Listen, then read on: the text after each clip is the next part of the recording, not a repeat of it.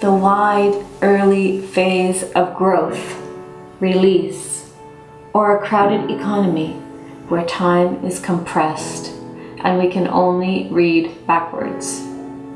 The condition of post-modernity. We want to know from scars where every fire occurred, every red pine seedling given a chance, a topography of probabilities, learning.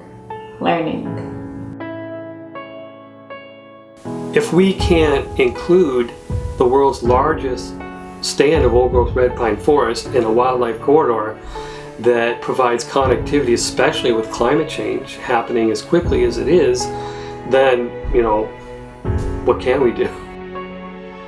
In 1999, the Mike Harris government committed to adding the forest reserve to the neighboring Chiniguchi Waterway Provincial Park, and the government has not yet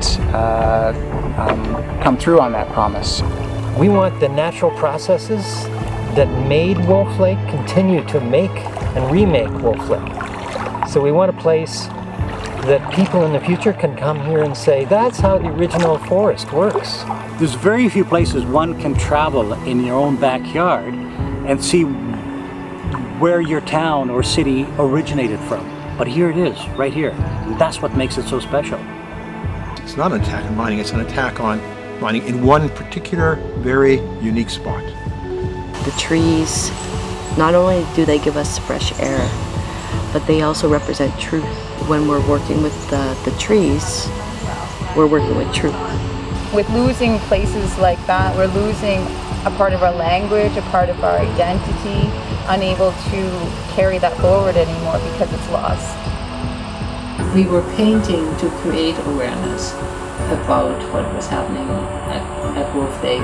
I'd like to keep it the way it is, and I'd like people to see it, but that's sort of an oxymoron. Forests, they're not systems that rely on 5 to 10 year plans, they rely on 100-year plans.